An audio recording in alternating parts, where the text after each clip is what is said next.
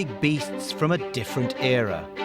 A former player still hoping for a second act. An iconic Brexiteer joining forces with former Remainers who've learnt to live with Brexit. I now call the Prime Minister. Prime Minister! Mr. Speaker, I beg to move that this bill be read a second time at this... A plan by the Prime Minister to break international law over Brexit has alarmed loyalists. This bill will give ministers overt authority to break international law. Has the position on the ministerial code changed? Boris Johnson wants to change the law around Britain's exit treaty in light of what he regards as hardball tactics by Brussels. Their refusal to list the UK as a third country, the EU term for a formal relationship with a non-member state, risks disrupting food deliveries from Great Britain to Northern Ireland, he believes. That is because Northern Ireland will be largely tied to EU rules to avoid a hard border on the island of Ireland.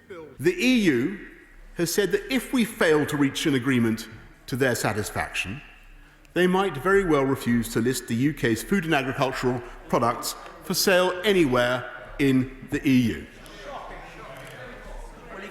And it gets even worse, Mr. Speaker, because under this protocol, that decision would create an instant and automatic prohibition on the transfer of our animal products from Great Britain to Northern Ireland.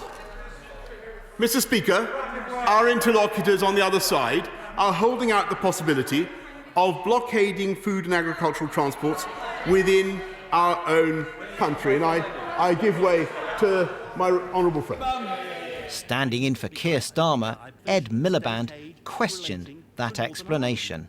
Now, if the Prime Minister wants to tell us that there's another part of this bill that I haven't noticed that will deal with this supposed threat of the blockade, I'll give way to him. I'll very happily give way to him and tell me, he can tell us. I'm sure he's read it. I'm sure he knows it. I'm sure he knows it in detail because he's a details man. Come on, tell us what clause protects the threat that he says he's worried about GB to Northern Ireland exports. I give way to him. Well, the right honourable gentleman can't give way unless he's asked to. There you have it. He didn't read the protocol. He hasn't read the bill. He doesn't know his stuff. Right. Let's deal with the second bogus argument. A return of Brexit drama to the Commons and Tory nerves about a growing rebellion. I detect despair in the government's whip's office at what it regards as a failure by Number 10 to prepare the ground for such a significant move as breaking international law. One former cabinet minister, a Brexiteer no less, lays the blame firmly at the door of the Prime Minister's chief strategist, Dominic Cummings. This is one of his classic street fights, I was told, but by going in so hard, he's handed the knife to the other side.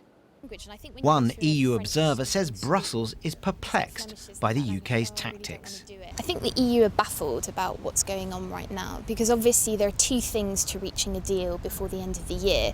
One is, unblocking those key sticking points in the trade negotiations. We know those are fisheries and state aid.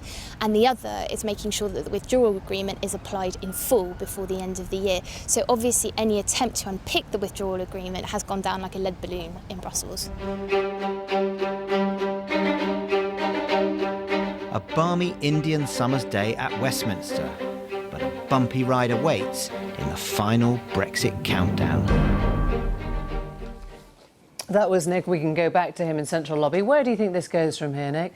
Well, all eyes turn now till next Tuesday when Bob Neill, the former minister, is due to table his amendment that would deal with this issue of the government saying that it would breach international law, though in a limited and specified way.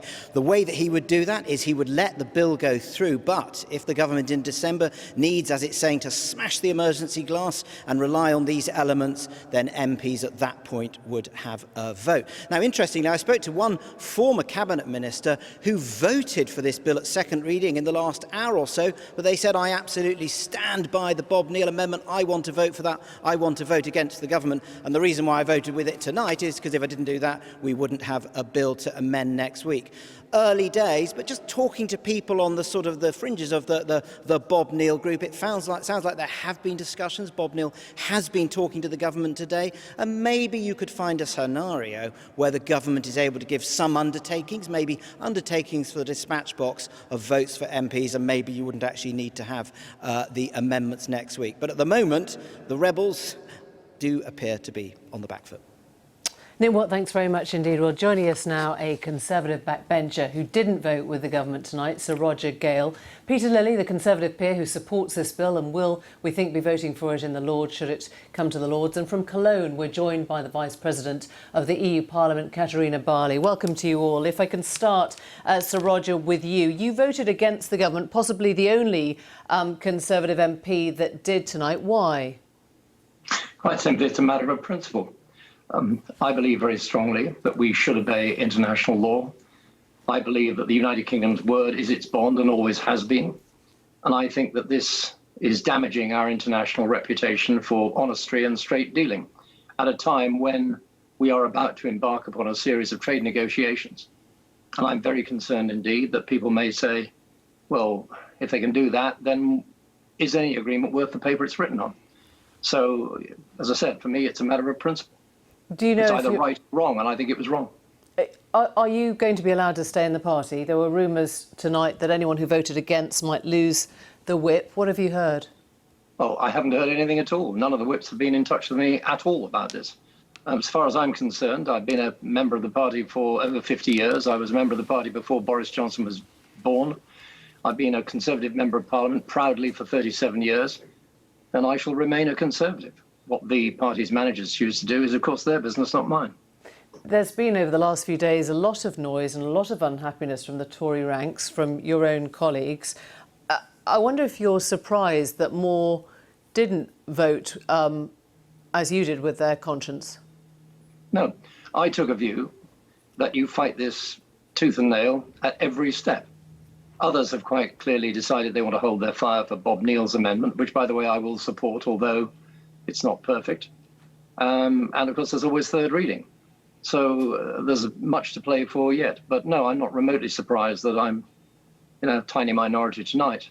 I think that might change next Tuesday. Well, can I just ask why you are? I mean, why didn't you wait for the Neil amendment? Why would you risk everything on this first reading instead of waiting for an amendment that would put the power into Parliament's hands where, you would have support in numbers, presumably? Well, Emily, to take your phrase, because I cannot stomach the idea of voting against a freely entered into international agreement that was signed by the Prime Minister of the United Kingdom, was hailed as a great triumph at the time, blazed around the election hustings, and then taken through the House of Commons.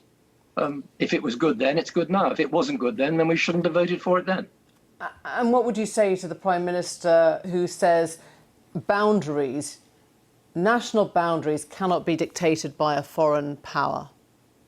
I have a very real fear that in taking the measure that he has, and if this is pursued through, oh, and by the way, I want a deal, but if we don't get a deal, you could well find now, as a result of this, a hard border between Northern Ireland and the Republic. So what would you say? I'm about to speak to your colleague, Peter Lilley, who think this deal is absolutely fine. Well, Peter's an old friend. I may have had a bumpy ride in the Commons. I think he's going to have a bumpy ride in the Lords. And that's it, a bumpy ride? I think you'll find he's in a minority. But you think the bill won't get through or will be dropped before it comes to that? Well, I hope, even now. I mean, I'm mildly surprised that nobody's bothered to try and strike any sort of sensible agreement up until now. But I hope that a deal will be struck and that we shall recoup what is left of our international reputation for straight dealing. Does it matter if the public are broadly on the side of a Prime Minister who just wants to crack on and get it done, whatever the risks or whatever the breakages along the way? Well, we all want Brexit done, and I'd prefer it to be done with a deal, and I still hope that we'll get a deal. I don't actually think this has contributed one iota to a successful deal. We shall have to wait and see, but I hope that deal is struck. But that really isn't the point. This is a question of right and wrong. You're either right or you're wrong. You can't, as a cabinet minister said the other day, break the international law just a little bit. You either break the law or you uphold the law. I believe in a law-based, rules-based society. Clearly, some don't. Roger Gale, thanks very much. Let me pick up with you, Lord Lilley. You're either right or wrong. Tonight, the vote has paved the way for the breaking of international law. And I wonder if you're proud of your party tonight. I'm an old friend of Roger's, he said, and like him, I believe governments are bound by the law, should follow accepted precedent and should keep their manifesto promises. And I think this bill does all those things. The international agreement, the withdrawal agreement, is only the law of the land because we made it the law of the land in Parliament by passing the Withdrawal Act. Because you signed it into law. No, we didn't sign it into law. We passed it into law with an Act of Parliament. And in that Act of Parliament, we included clauses saying that Parliament retained the right to override parts of it.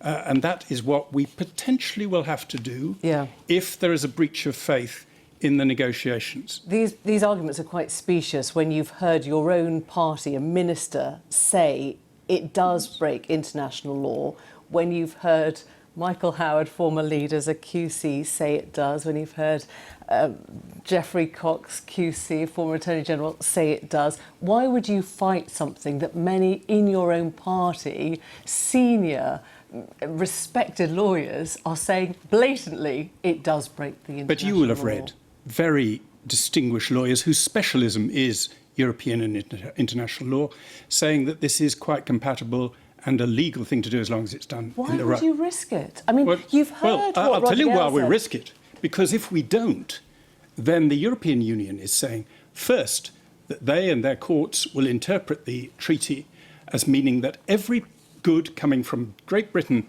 to Northern Ireland will have to fill in an export declaration, despite the fact that the treaty says nothing shall restrict the unfettered, unfettered trade between Northern Ireland and Britain. They also say they will insist on the application of tariffs to every good going from Britain to Northern Ireland. We've got the EU Parliament, and I'm going to put that to her in a second, but putting aside the fact that your government actually signed this deal, declared it a great new deal, putting aside you won an election on the strength of this new deal and its readiness, you have contingencies already written in. You have contingencies in the shape of Article 16 for economic trade difficulties, and you have a joint committee for ironing out those problems. Instead, you choose to trash your reputation. I mean, you can answer all the questions or ask them. No, I'm just asking that. That was a statement, not a question, but it was incorrect. We signed it because there is a mechanism in the treaty called the Joint Committee, where both sides are legally obliged to negotiate in good faith to reach agreement. And indeed, on some of these issues, they're committed to reaching an agreement. So why wouldn't you go through the joint just let me. Look, I'll let you ask a question twice as long as my answer. The treaty says that they are supposed to reach agreement. Now, supposing they don't negotiate in good faith and simply sit on their hands, which is what they're threatening to do, then, obviously, they are in breach of the agreement and we have right to take proper action.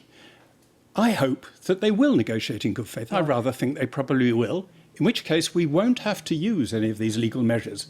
But it would be irresponsible not to have those measures on the statute book ready just in case. And if we didn't, you'd be saying, oh, why didn't you think of it? It's not me saying it. That's the point. This looks preemptive, in the words of your colleague, George Freeman, who has called it self-defeating, desperate, and an inability to stand by our word. Why would you put the EU in the position of looking like the guys that are not going to do anything at all because you've already broken the international treaty? We haven't broken the international agreement, treaty, and almost everybody agrees that passing this bill itself does not break it. It gives us the power, after the 31st of December, if the EU has not negotiated in good faith through the Joint Committee to resolve these three practical problems. Desperate, and inability you must to ask stand him. by I'm your word. not his spokesman. I'm just telling you it is none of those things. Unconscionable. Why would Lord Lamont call it impossible to defend? Well, these are people on Lord your Lamont, side. Lord Lamont and I are very much on side. He thought that the statement by Brendan Lewis made it very difficult to defend, not that the intrinsic nature of it is. I'm entitled to my views, as is Roger and other people.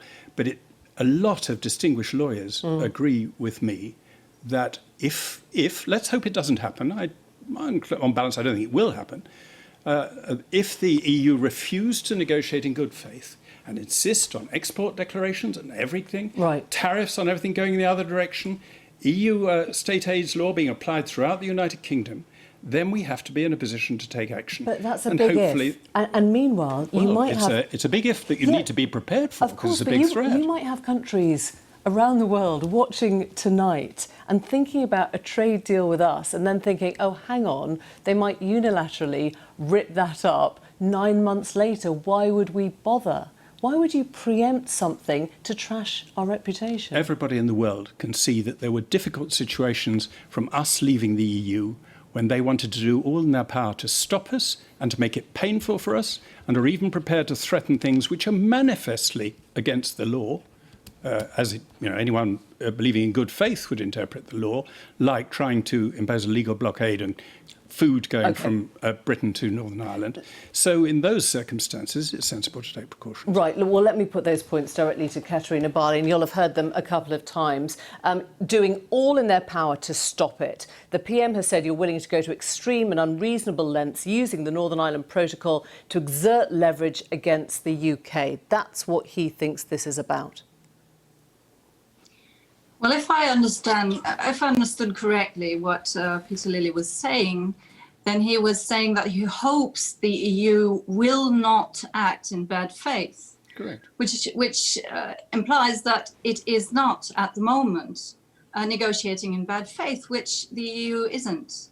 I mean, these are completely normal negotiations from the part of the EU, being fully transparent, by the way. Everyone can see, can look into the negotiation protocols, into everything that there is, which you cannot on the UK side. The UK is keeping completely secretly what they have in mind, what their strategy is, what their positions are. The ones who are acting in good faith is the EU, and we are not breaching any agreement or law. Well, let me put to you what the government's worried about. A blockade of food going to Northern Ireland, that you might impose checks, that you are meddling in what is essentially free movement within the UK. That is what they put at your door now.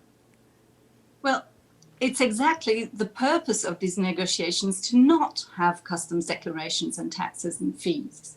That is exactly why we are negotiating all this. That's the whole business. It's possible that they're not wrong on that. If the negotiations fails and we have a hard Brexit, a crash-out Brexit, of course we will have. So this is, if you like, a backstop. No, this is what happens. I mean, you're trying to put the blame on us, but this is what the situation has been from the very beginning. When you decided to leave the European Union, there has been from the very first moment the possibility, if there is no deal, then we will have this situation that hasn't changed at all. And it does not depend on negotiations. It's just what happens if we don't agree. There's no bad faith in this. No, this isn't just a question of there being no free trade agreement. With or without free trade. Let me let Katarina finish. There is bad faith in defining things completely different now in the withdrawal agreement than the last months. It is not by accident that it's called a joint committee. But let me put to you, can I put to you that the concern of our chief negotiator, who says, for example, you know the details of our food standards because they're the same as yours. So why couldn't we automatically trade on that basis, as you allow so many other countries to do? It seems to be an extra hurdle that you're imposing against the UK at this moment.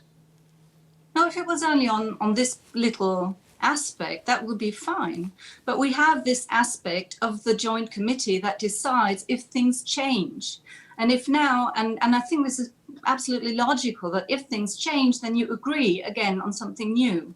But now the UK government is claiming the right to do it unilaterally. And this is what is not, which is a clear breach of the withdrawal agreement. And that is the point. It's not, it's always this gamesmanship. It's always, finding something new to bother about. But actually, the problem is that the Brexiteers promised something that they cannot deliver to their people. OK, let me go back to Peter Lilley. They cannot deliver a Brexit that doesn't change anything, doesn't cost anything, and is easily done. I mean, they just can't deliver, and they're trying to blame the EU for this. And this time a year ago, you were fighting with other parties in Parliament. Now that, the Conservative Party is, dare I say, to quote a former Prime Minister, banging on about Europe on its own. It's you versus your own colleagues, former Prime Ministers, former Attorney Generals, QCs, who don't like the way this is going. Well, it's often the way that ex-ministers suddenly find reasons to disagree with their party. I've always avoided that. But to go back to Katarina, she said, she picked me up and says, if we negotiate with good faith, exactly, I hope both sides will negotiate in good faith, in which case these measures will not be necessary. But I put to her and to you, what if they do refuse to reach any agreement, even the most reasonable one? Will they then insist on export declarations on every item coming from Ireland to Great Britain? It's probably your own party that you need to make that point to most clearly tonight. No, because we're negotiating with Europe. My own party has just passed this with a large majority. But I'd like to hear from her whether she thinks it's right that that should happen. Is it right that all goods going from Britain to Ireland should bear the EU tariff? Now, what do you think should happen if I think we should reach agreement on a perfectly sensible thing and say, yes, the majority of majority of your customs law will apply, but not the bit requiring export declarations going from Great Britain. Right. That's easy to. Why are you threatening not to? Okay. We're not threatening not to. It's just one part of the whole declaration. And why, please, if you think we are both acting in good faith, why are you already breaching the last agreement? Okay. And how do you want us to expect you to be acting in good faith now? We've run out of time, but thank you very much. Thanks for coming.